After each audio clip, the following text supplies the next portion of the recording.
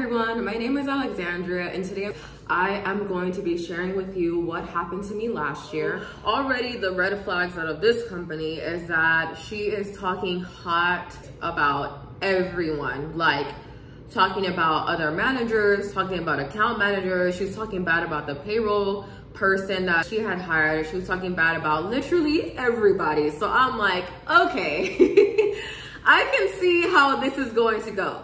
And she's telling me like, yeah, you're the third person that they sent us. Nobody else can deal with it or do it. Nobody's a go-getter, blah, blah, blah.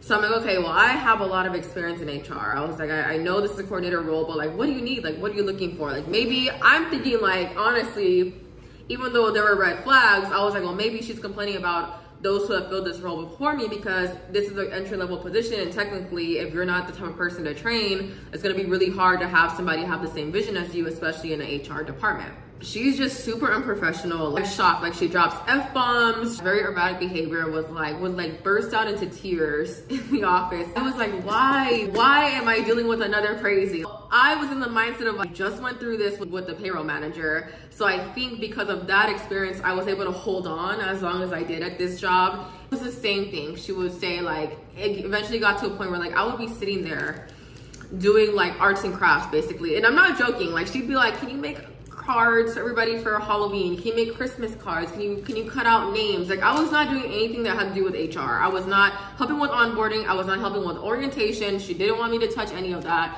But she would always tell me, oh, well, you're just not experienced. I want to build you up. You don't have experience. And I'm like, no, you don't. You just want to talk down on me and belittle me and act like I don't know anything. And so you're telling people that I don't know anything, and that's why you don't give me responsibilities. We had hired another recruiter to work with us through also the temp agency. She fired him in 2 weeks. And not only did she fire him, she didn't even do it. She had the temp agency fire him because she did not like that he was basically smarter than her. So I feel so bad because I think he thought that I knew he was gonna get fired. I had no idea. We were supposed to join a meeting and I joined the meeting with him. Why are we, and why is it just the two of us in here? And I texted her and I'm like, hey, are you gonna make the meeting or whatever? And she's like, no, I canceled it. And I'm like, okay, well, you never sent anything, so how are we supposed to know that? After that, I see that his Slack channel completely turns like off. Oh my gosh, like she just let him go. So he tells me that he got fired, and I was like, what? And she would always complain about him. Like, she would tell me like, oh, he doesn't do anything. But the gag is, me and him were working together on some of the positions because I had nothing to do. And I was sitting there doing freaking arts and crafts. And I was like, well, let me help you recruit. Like, let me help you go through these candidates. Like, I'll go book a conference room. And she thinks I'm doing like birthday cards anyway. So I can do birthday cards in between the calls that I'm helping you complete and going through the resumes.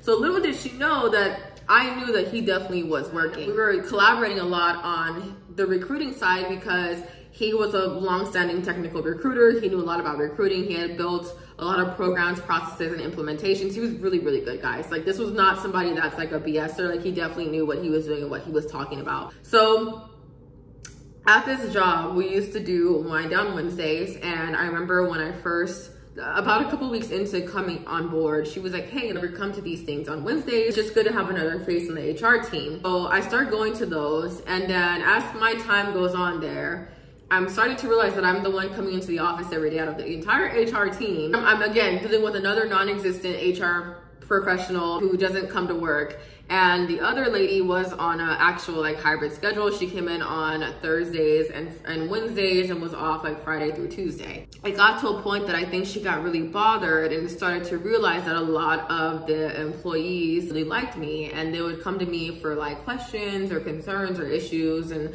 I would try to help them with what I could and give them advice on certain things. They're like, you're so awesome. The director, she's never here, so we can never really get a hold of her and talk to her.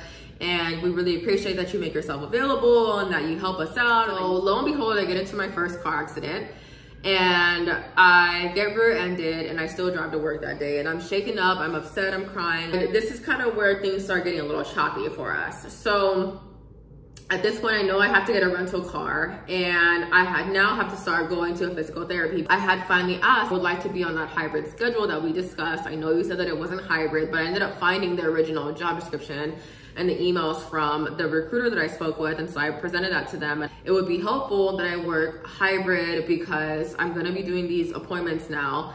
And the appointments were like at 8 a.m. So that would give me time, you know, before on a Monday and Wednesday, or, you know, whatever days I had to go to do my appointments and then to come into work or to work from home. I put all of these dates on her calendar. She's accepted every single one. I booked all of these out in advance and I was sticking to the days. I was very, very strategic on how I did all of this. So I finally get my Jeep back after it's been fixed, and I ended up getting a second job. So now I'm going to doctor's appointments. I am working this temp job, and I am also working at Forever 21 at night, 4 days out of the week, Monday through Thursday. And I get a call from the recruiter, and she's like, hey, we got a call from the director, and she's telling us that you're showing up to work late, that you've been showing up to work late for the last month, that she didn't want to say anything, but she just doesn't know why you're not showing up on time. And I said, well, what time is she telling you that I'm coming in at? Because I start my days at 9:30. And she's like, yeah, you're coming in at 9:30. That's my schedule. And she's like, yeah. Then she said that you left a couple times early. She said you had doctor's appointments and she didn't even have any awareness that this was happening. And that's not true. All my doctor's appointments are on her Outlook calendar, and I sent her the invites. By this point, it's the end of November. It's the week of Thanksgiving. And I print out everything, and I print out every email correspondence, and then I call my doctor and my lawyer, and I'm guys, please send me all documentation from October, from when I called you guys. I need all this proof. So I sent it to the recruiting firm, and then I also CC'd her on it. Well, all those dates that I left early had doctor's notes and doctor's appointments, and they were also on her calendar. Within that same week, she comes back and she meets with me after I haven't seen her in like 2 weeks. She's like gone for 2 weeks. Hey, I don't really know what that was about. I don't know what they told you, but I definitely didn't tell them that. I told them that you were having some issues because of your car accident. I never ever told them that you weren't coming to work. And I said, well, that's definitely not what was discussed with me. And I just want to make sure that we're on the same page. And if we need to change anything, I'm more than happy to change the schedule and talk to the doctors. She's like, no, you don't have to do that. Then she comes back. She's like, by the way, you don't need to be going to those wine Wednesdays anymore. And I'm like, huh? And she's like, you don't really need to be going to that. It's not something that's required to you. And she was like, it's just concerning me that you're going every week.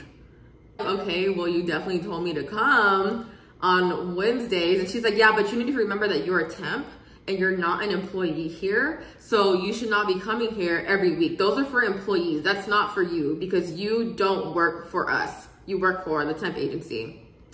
I just stopped going. I was like, whatever, if you want to be that way, I'm not gonna go. The employees, like the people that work there, they were like, hey, like, why aren't you coming anymore? Like, we don't see you anymore. Like, is everything okay? And they knew that I got in an accident. I said, no. To spare her, I was like, I have another job now. I'm working a second job, so it's just easier for me to leave on Wednesdays, leave a little bit early, and instead of staying here with you guys, I don't tell them that she told me not to really talk to them anymore. Then I take over this vacation home thing, which is like a whole thing, and it was a perk for the company, and she basically gave it to me and it was a mess. She had promised people certain dates that they did not get, and then she told the temp agency that I messed up on those dates. So again, I send the screenshots and I send the emails. I'm like, hey, just to let you know, that's not true. I'm definitely cleaning up a lot of what was the mistakes that were made between her and the payroll manager, because no one was really managing it. And I was kind of happy to actually have something that I owned, because like I said, I was basically doing arts and crafts every day and just answering phone calls. It was nice to actually own a project. And so that kept me pretty busy, because those are like hotel bookings, literally, where the employees are booking these vacation homes for themselves. I get in a second car accident, and it's a hit and run, and that one totals my Jeep completely. I lose my car.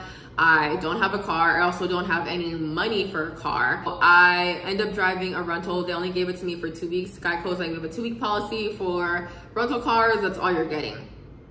So I'm annoyed and frustrated. I'm also moving, and I don't have a car anymore, and I have to go pick up this Jeep, and I ended up picking up a Wrangler, but I'm only gonna have it for 2 weeks. What am I gonna do? I had lost my job earlier, like in the summer, and when I was getting paid here was not, like, I was still catching up on bills. So I wasn't even putting anything in my savings account. And you're in survival mode in your mind. You definitely don't think about a savings. You're just like, let me pay what I need to pay to stay afloat. I don't even have money for another car. I can't get an advance from Geico. My first car accident, still the case for that car accident hadn't closed out. Like, it was just a mess. Things were getting kind of weird between me and this director. Like, she stops really talking to me. She announces that we're gonna have a company Christmas party, and he's like, the company party's for everyone, including temps.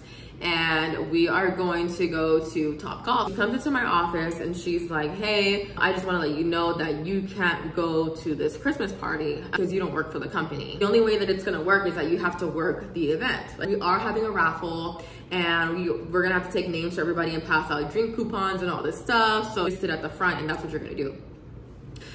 I'm kind of annoyed, but I'm like, whatever, like, I'm just gonna do it. I'm not gonna complain, and I'll get paid for it because I wasn't getting PTO, so I'll get it done. It's no big deal. The morning of the actual party, I'm supposed to be electing names, like people that wore their Christmas sweaters. So I come in, I'm excited, and I had finished therapy that morning. I come in at 9:30, and I went to go get coffee. I set all my stuff down. I had not clocked in yet. I'm talking to people at the front, and everybody's very excited about the company party. She passes by and she just looks visibly upset. She goes upstairs and she has a paper of the list of the people that I was supposed to be taking names of in her hand. And I'm like, oh my gosh, she's probably mad that I haven't done that yet. But everybody's just now getting into the office too. Like, we're all just getting here. And I was like, I have time to get my coffee. I was gonna go pick up the list and then start highlighting so I can start cutting out names for the raffle. I go upstairs, I say hi to everyone, I'm getting names, and she looks at me and she rolls her eyes at me. It's another issue. And I go downstairs and she comes in my office and she's like, you're not allowed to talk to anybody when you come into work. And from now on, if you're gonna get coffee when you come to work, and you need to do it when you're not on the clock. I never even clocked in. Like, I literally set my stuff down and went to go get coffee. And we have a lot of stuff to do today. You have a lot of stuff to do. So I'm like, okay, I never have anything to do. So I'm like, oh, maybe she's upset because she wanted to talk to, I don't know. Like, I'm just like always making up things for these people. But at the same time, if you have stuff for me to do, just come let me know, like, hey, we have stuff to do today. I'm like, okay, well, I'm sorry. You said your to-do list today, you need to cut out all these names and you need to make these Christmas cards. And I'm looking at her like, that's what I have to do? That's why you're upset? The Christmas party, maybe I should give you guys context. The Christmas party did not start until 1:30. It is 9:30. Do you think it's gonna take me a long time to cut out names and put them in a stocking, and then also put Merry Christmas from HR in cards? And that's not gonna take me from 9:30, 10 o'clock till 1:30. He's like, and I have to remind you that don't forget that the only reason you're even going to this party is because you're working it. All this higher energy and you're in a bad mood for no reason. And today's supposed to be a happy day and everybody's excited about this Christmas party. You're making everybody uncomfortable. You're dropping F-bombs next to me. You're being erratic. Like, you're already doing your stuff. And like, everybody was telling me, like, I think she's on, you know, I think she does Xanax, I think she does Adderall, and I was like, I don't know, I'm not gonna get involved with those conversations because that has nothing to do with me, and she's already on my case. And again, I need a job. I go to this Christmas party and I'm sitting there working the front. I'm just really bored and I'm uncomfortable, and the CEO just keeps trying to talk to me because, why are you just sitting here? Like, come get food. And I don't want to do anything. Like, at this point, I'm just like, I just don't want to hear her mouth. Like, I don't want to hear her complaining. A smile on my face, being nice, like, Merry Christmas, giving out stuff, very uncomfortable. And by this point, it's getting close to 3 o'clock and everybody's just having a good time. And I was gonna tell her that I have to go turn in my Jeep, which I didn't. I don't wanna be here anymore. She already ruined my morning, and yeah.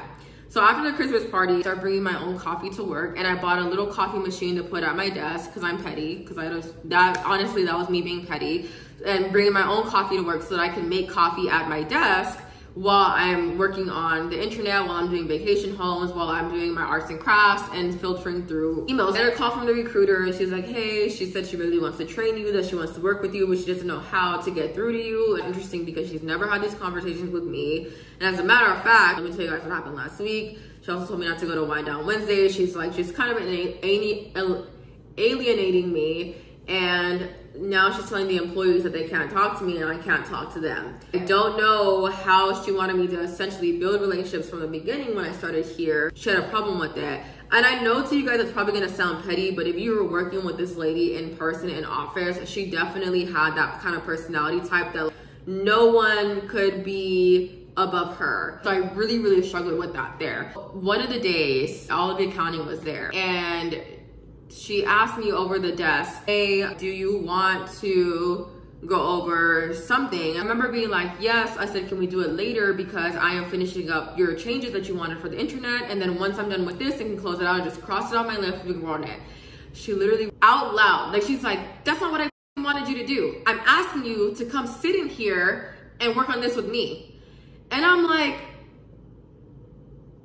And everybody just gets the clicking. Literally, I wish I could have recorded it. You just hear silence, and the accounting starts texting me, "Are you okay?" And I'm shaking because, why are you cussing at me? Who do you think you are? So I said, okay. I said, let me close this out and I'll come and do what you want me to do. I go in there, we're gonna start getting ready for Valentine's Day. So I need you to sit down and brainstorm with me what we're gonna do for the month of February. It is December.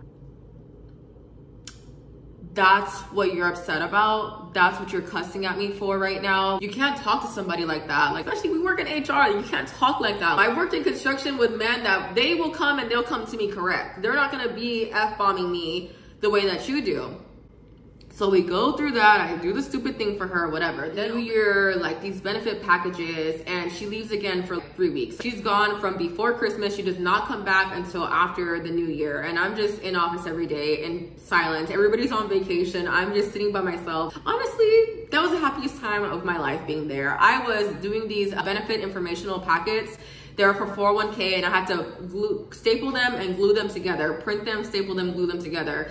And there were about 600, 700 or so of those packets because it was going out company-wide to everybody across all of our locations, not just being in Austin, Texas. She comes back and she's just looks horrible than ever, looks skinnier than ever, looks just awful.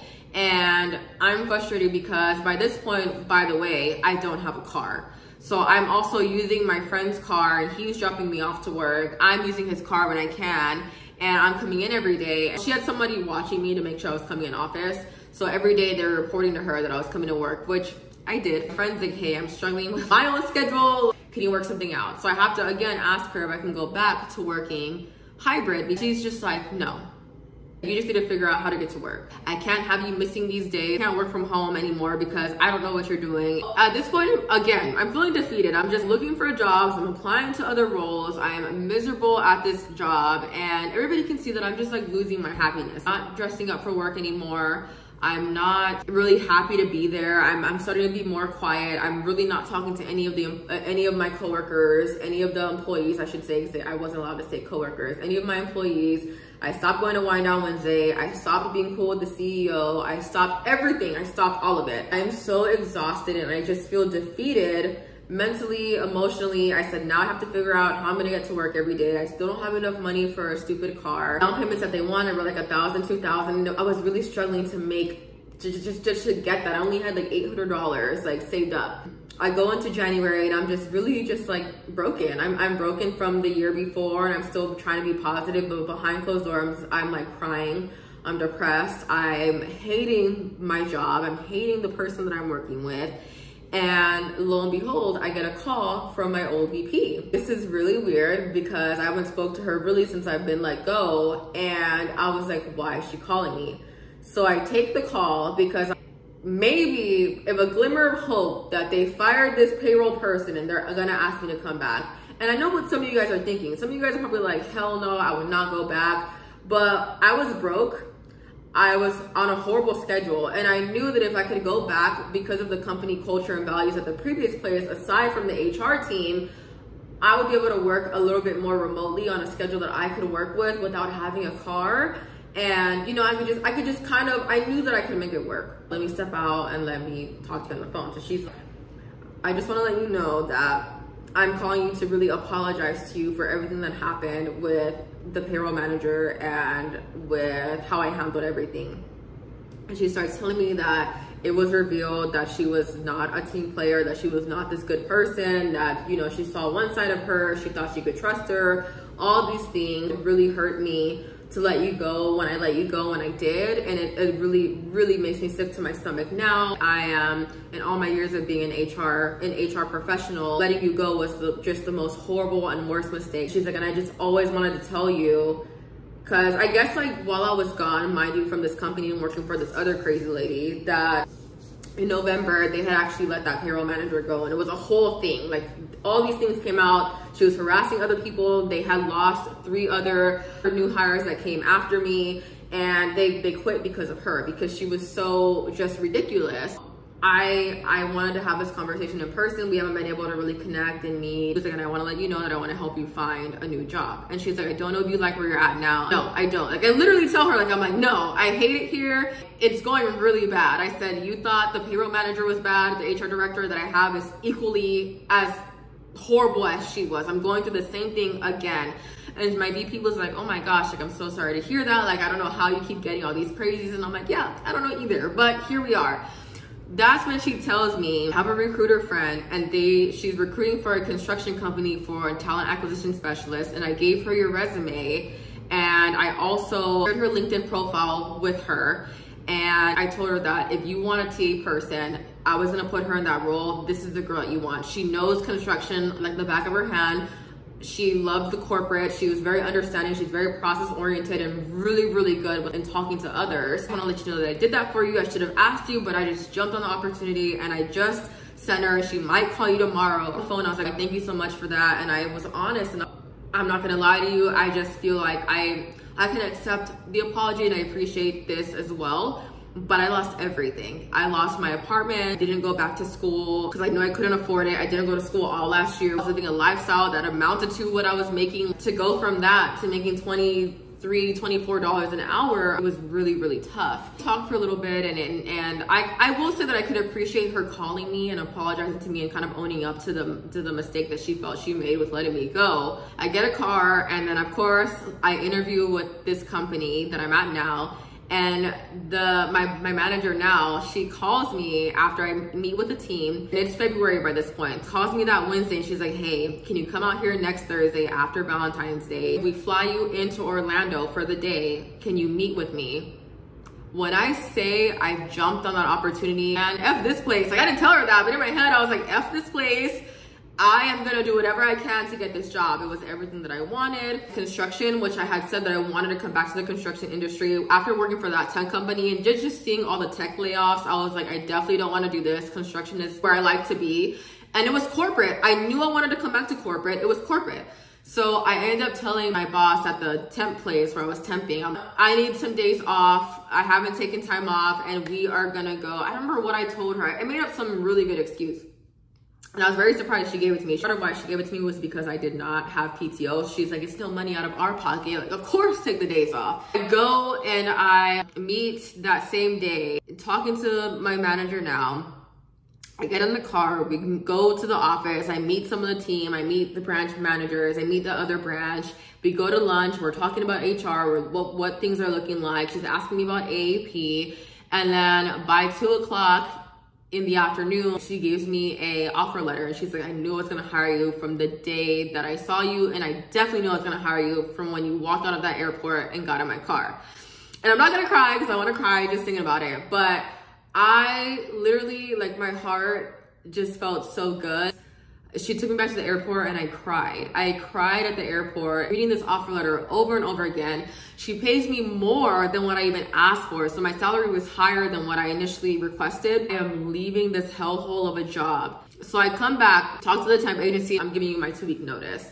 And my new job was not starting me till March the 6th. So by this point, it's Valentine's Day. So yeah, about 2 weeks into that. She's like, oh my gosh, are you sure? Like, they really love you and they wanted to convert you. And I'm like, love me, convert me? Like, this lady is crazy and y'all have not cared about any complaints that I've had. Like, out of all the crazy things, also probably paraphrasing a lot of that, the way she acts and cussing and doing all this erratic behavior and getting people fired and talking bad about the employees, like, why would I want to stay here? I'm not staying here to work with her. I am not converting at all. And she was like, I'm just really disappointed you didn't tell me you were looking. Why? I didn't even trust that recruiter ever. So my last week there, the manager tries to jig me on my hours. She got a very beautiful, colorful email from me. And I don't regret it. And I don't, if you guys judge me for going off on that woman, then so be it. But I'm not going to be fake on here and change the whole story just to make it seem like I didn't. And instead of my 2-week notice, I said, you know what? Let's go ahead and make today my last day. And I was done. I picked up all my stuff. I went up there and I was hoping she was there. She could see me pack up my things. I packed up my entire car and I left. Done. Badge, keys, I am done. You know what this woman did? She tells the temp agency in the email responding to me, and she's like, she will never make it anywhere. She's not a good HR person. She's gonna lose her job at her next job. She was never good, like all these things. And I'm like, lady, goodbye. Like, good freaking bye. Like, the fact that my VP that let me go off of a crazy lady called me back and told me how much she loved me, how amazing I was, how horrible she felt for firing me. You're just trying to downplay me again, a way to be in control and talk down on me and wish me bad. I'm not gonna allow you to do that. I'm not gonna allow you to do that. And I prayed to the Lord for my forgiveness on that, because that one I didn't take with a grain of salt. And I think I also did kind of take out a little bit of the extra on her, because I was still holding the weight of being let go the first time. So this was a long-winded story and had a lot of parts and pieces, but that is how also I got the job that I have now, and I am loving it here. I am close to my, I already did my review, and my manager was like, I would love to revisit your salary in March at your year. But she's like, I'm so proud of you. Keep up the good work. You're amazing. You're awesome. You're on top of it. The managers here, even though I struggle with a lot of them, they have good things to say. I am doing the damn thing after 2 jobs and 2 different people in the HR professional kind of world try to tear me down and say that I'm not this person that I knew I am. Like, in my heart of hearts, I know this is where I belong, even though I questioned it. I am thriving. I am thriving. So I just wanted to share. I don't know if this story is going to inspire you, some of you guys, to keep going. I don't know if it's just going to give you that perspective. I don't know if it's going to help you guys in your interview. Whatever this does for you, I just wanted to share it and put it out there. That is all that I have for this 2-part and long-winded video, and I will see you guys all in the next video.